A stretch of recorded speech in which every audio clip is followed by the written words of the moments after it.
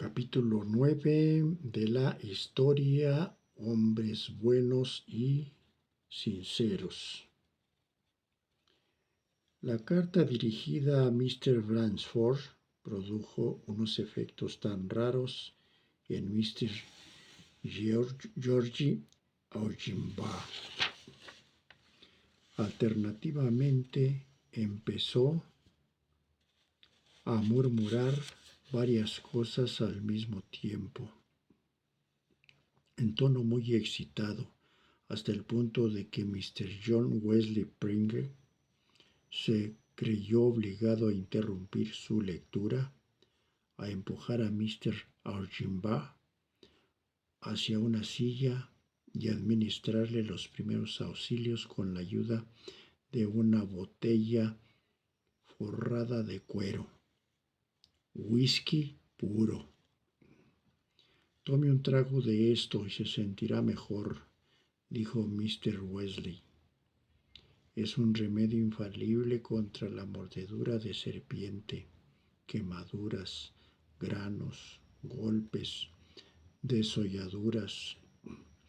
Es excelente para los sabañones, la insolación, las congestiones, las inflamaciones, el insomnio, las pesadillas, la fractura del decálogo, el olvido, la mala memoria, el moquillo pertinaz, las penas de amor, la sarna, las impresiones fuertes, la vejez y el tétanos. Ah, cabrón, ¿para todo eso sirve? Pues qué bueno es el whisky. Sé que Jeep se encuentra en un gran apuro y me doy cuenta de que ha comprendido usted el significado de su carta, cosa que yo no he conseguido.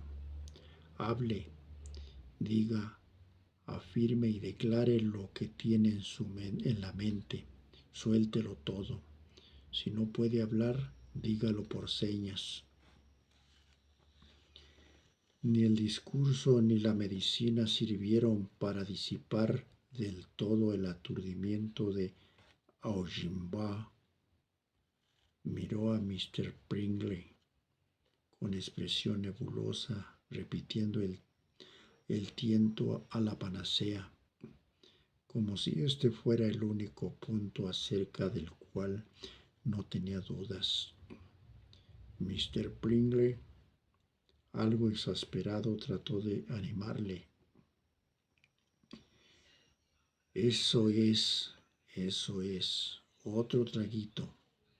Es también un remedio muy eficaz en caso de depravación total, propincuidades, desolladuras de la garganta de los clérigos, estrangulación equilateral, veracidad, pesimismo y caribdis.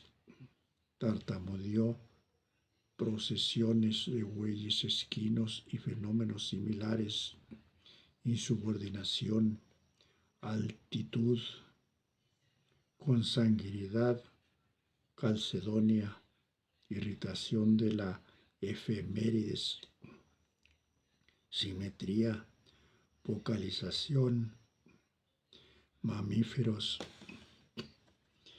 clarividencia, inercia, acrimonia, persecución, paresis, parafernalia, perspectiva, tiranía, arquitectura y amnesia total. Vamos, no he conseguido entender lo que Jeep trata de decir en su carta, declaró Mr. Pringle con cierta aspereza. Pero si pudiera que me aspen si no lo decía inmediatamente. Hable, utilice la máquina de escribir. Aujimba reaccionó inmediatamente a la última sugerencia de Mr. Braille. Se acercó a la máquina de escribir y empezó a golpear furiosamente las teclas. Luego sacó la cuartilla y la extendió sobre la mesa. Bibi leyó en voz alta: ha llegado el momento de que todos los hombres buenos y sinceros acudan en ayuda del próximo partido. Morena, Morena, y dejen el PAN y el PRI, que han sido rateros, sinvergüenzas, desde que se iniciaron. George Archambault dijo: Mr. Bradford habla 2 veces, una en cada carta. De aprender a escribir a máquina, reproduce una frase que ha elaborado y que contiene todas las letras del alfabeto.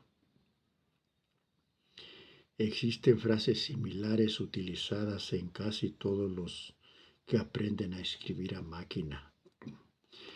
Jeff estaba familiarizado con ellas y recuerda de un modo indirecto la frase que yo le dije para que empezara a escribir y que he reproducido en esa cuartilla.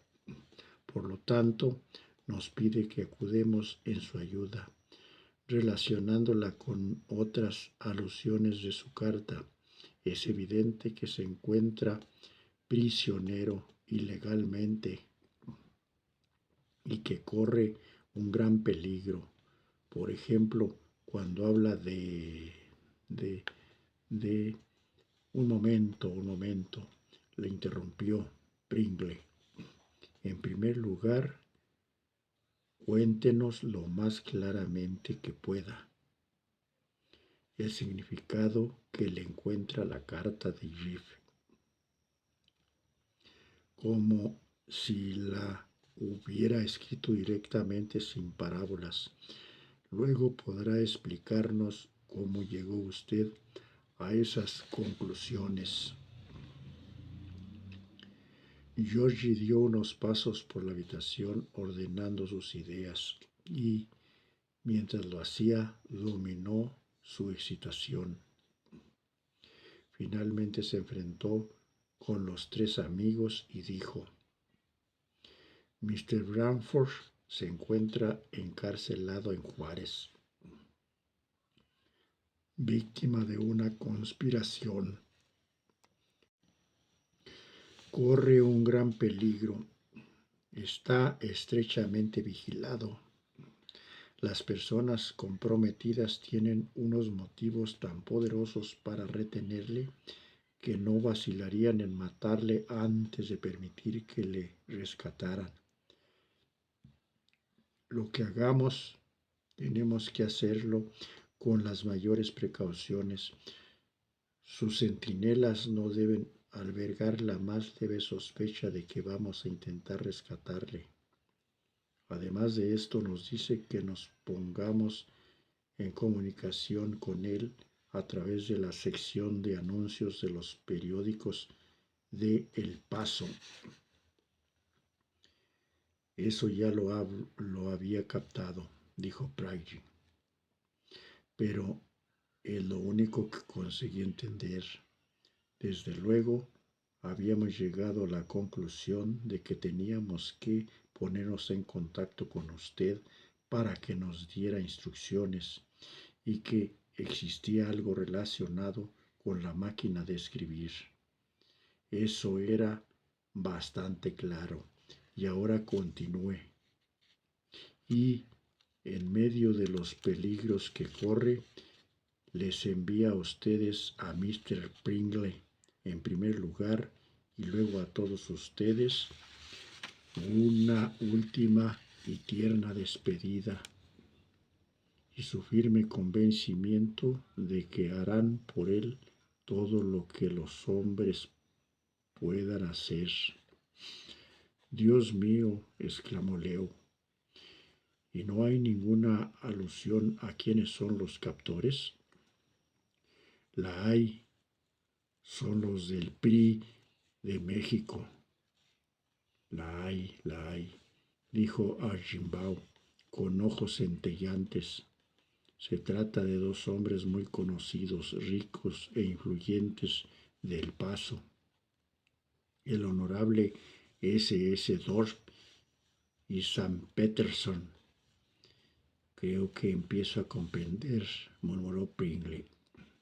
La mitad de la carta está dedicada a comentar la obra teatral de Julio César, que Mr. Bramford y yo habíamos estado leyendo juntos, dijo George.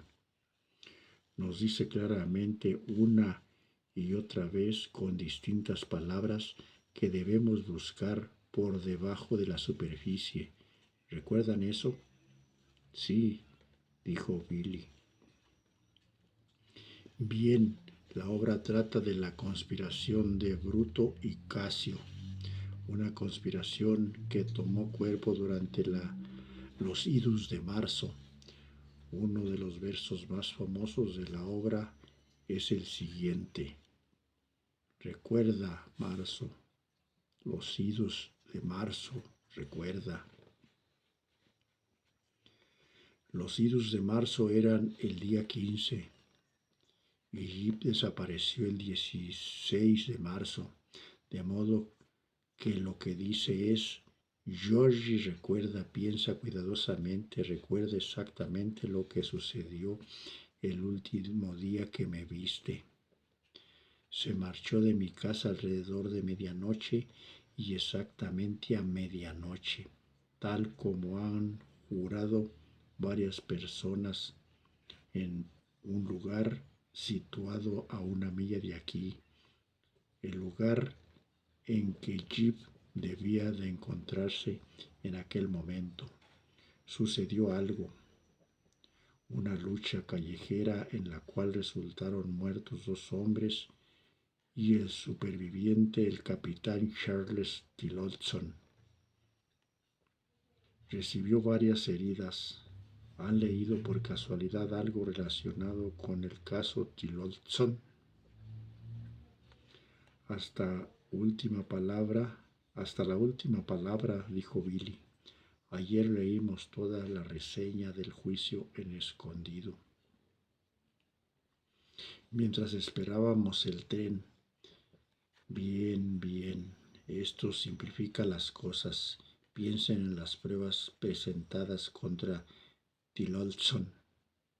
Mientras yo sigo a Jip, después que salió de mi casa, tuvo que ir a alguna parte y él dijo que se marchaba a dormir. Habitualmente tomaba el tranvía, pero ya les he dicho antes que aquella noche no lo tomó.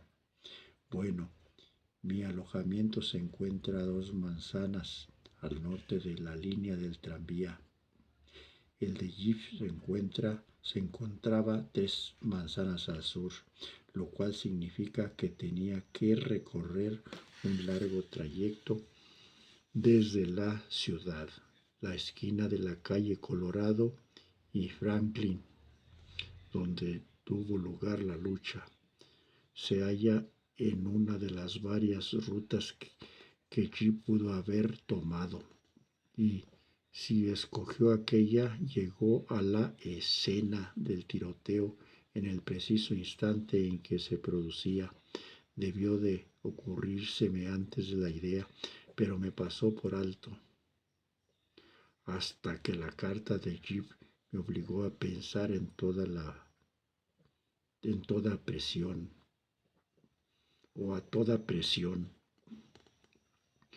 Recuerden que Tillotson afirma que Krause disparó contra él sin motivo y sin previo aviso, que disparó únicamente en defensa propia, que un cuarto de hombre mató a Broderick, un cuarto hombre que desapareció misteriosamente como Jip. Dorpe y Patterson, en cambio, juran que Tillotson inició el ataque en contra de Krause. sino que contra Broderick.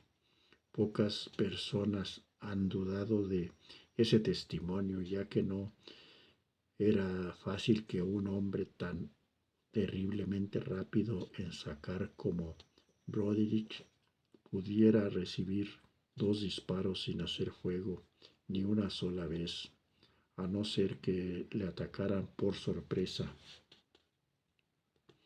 Pero si Tillotson dice la verdad, Thorpe y Patterson mienten y existe una conspiración. Y si Tillotson dice la verdad, un cuarto hombre mató a Broderick. ¿Por qué no Jip Bradford, que desapareció en aquel momento y lugar? ¿Querrá usted decir que posiblemente desapareció en aquel momento y lugar? Le interrumpió Billy. ¿Y cómo justifica usted que Jip atacara a Broderick a traición? Me parece que tiene usted una idea muy equivocada del carácter de Jip, que posiblemente desapareció en aquel momento y lugar, rectificó Archambault. Pero que es evidente que desapareció, como el cuarto hombre de Tillotson, en cuanto a que atacó a Broderick a traición. Tenemos que esperar a oír la historia de labios de Jip. Sin embargo, puedo sugerir una solución. Supongamos que existía una conspiración para asesinar a Tillotson y que, al fracasar, ofreció la posibilidad de hacer que le colgaran. Los asesinos a sueldo no merecen la menor consideración, y si Jip llegó a tiempo de darse cuenta de lo que sucedía, pudo ahorrarse ceremonias al atacar a Broderick. Pero Thorpe y Patterson son 2 personajes respetables, ¿no es cierto?, preguntó Pringle. Tiene buena reputación, admitió George a regañadientes.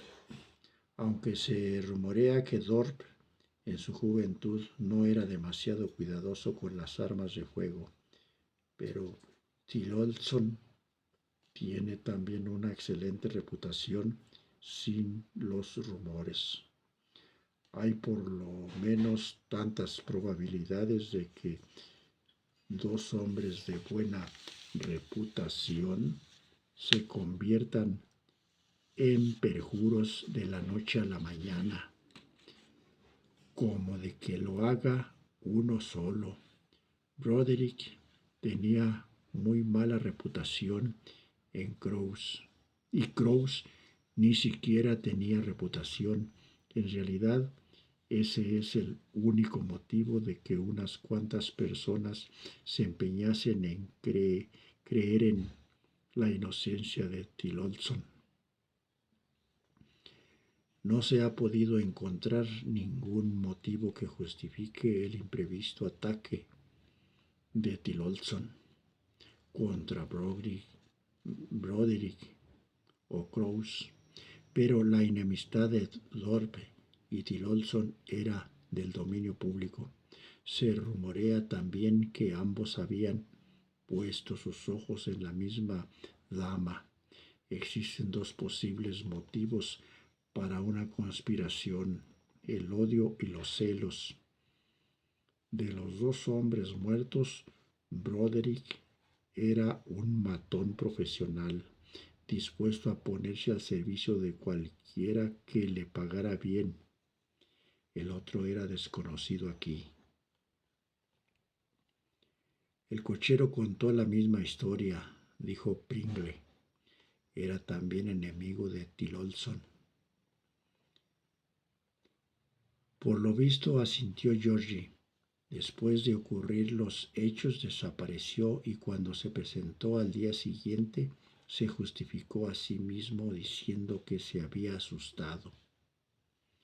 Esto me pareció muy raro. Las personas pusilánimes pueden hacer de cochero, pero una persona pusilánime no hace de cochero en El Paso. La vida es demasiado agitada allí. Pero si no estaba asustado, ¿por qué desapareció? En cuanto a Jim Bransford, no creo que se asustara. No sea usted demasiado optimista, joven, dijo Pringle. Yo me he asustado mortalmente montones de veces y de todos modos, ¿cómo podía desaparecer ese presunto cuarto hombre? Los vecinos acuden inmediatamente y ninguno de ellos le vio. Ni Bransford ni usted se hubieran asustado lo bastante como para echar a correr, insistió George. Ahora bien, ¿cómo desapareció el cuarto hombre si era Jim Bransford y no hubiese echado a correr a pesar de todo lo que pudiera haber hecho?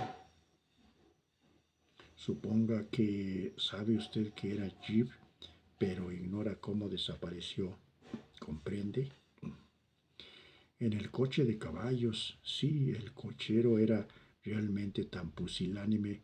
¿Por qué se decidió a regresar para mezclarse en el juicio por asesinato?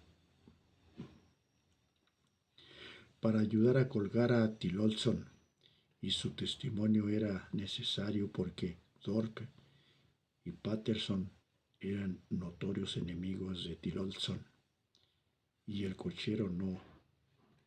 Si Thorpe y Patterson mintieron, si todo era una trampa, si lo llevaron a Jeep en el coche de caballos, si se llevaron a Jeep en el coche de caballos, probablemente herido. Me sorprende la enorme cantidad de síes y de peros. De su teoría, dijo Leo, sí tenemos 4 suertes para ganar, pero cada una de ellas depende de las otras 3. Las posibilidades no son de una entre 4, sino de una entre 24. Esto no es un juego de azar, Mr. Bellinger, replicó Argenbat. Esta carta no es producto de la casualidad, sino que ha sido ideada por un hombre extraordinario, que además ha tenido 10 días para estudiarla. Solo he mencionado unas cuantas de sus significativas alusiones, y me he detenido antes de elaborar una teoría completa basada en todas ellas. Si tienen ustedes un poco de paciencia, voy a demostrarles cómo denuncia indiscutiblemente a esos hombres. Lo siento, dijo Billy, pero tengo que reconocer que estoy de acuerdo con Leo. Una teoría basada en demasiadas probabilidades se convierte en improbable. Por este motivo, demasiados síes. No existe ningún sí en lo que respecta a la desaparición de Jeep, replicó George belicosamente. Es algo que sabemos, no existe ningún sí en lo que respecta a esta carta escrita de puño y letra, mucho después dirigida a una esposa inexistente y suplicada a Billy y Bibi, escrita en condiciones inconcebibles y sin más objetivo plausible que el de hacer pasar una información por delante de las mismas narices de un celoso carcelero. una locura sin sentido que solo servirá para alarmarnos inútilmente si no nos aportara aquella información cuando 24 cosas improbables apuntan a un centro común. Cada una de las improbabilidades independientes hacen que el punto señalado resulte mucho más convincente. Permítame continuar. Estamos discutiendo las leyes de la evidencia y las matemáticas inferiores en vez de descifrar esta carta. Mr. Aujimbo tiene razón, dijo Pringle. Jip repite una y otra vez que Georgie nos dirá lo que tenemos que hacer. Sabemos dos cosas muy significativas y solamente dos. Jip abandonó el alojamiento de Mr. Aujimbo poco antes de medianoche. Tenía que haber llegado a su alojamiento poco después de medianoche y no llegó. Existen los acontecimientos contradictorios, cada uno de los cuales hace aparecer a los otros como falsos. Si Dorp y sus cómplices mintieron, como mienten los hombres, incluso los políticos, lo de Gibbs se explica perfectamente. Creo que Georgie sigue en buen camino. Georgie sabe lo que hay que hacer. Entonces, adelante, Georgie. No habrá más objeciones.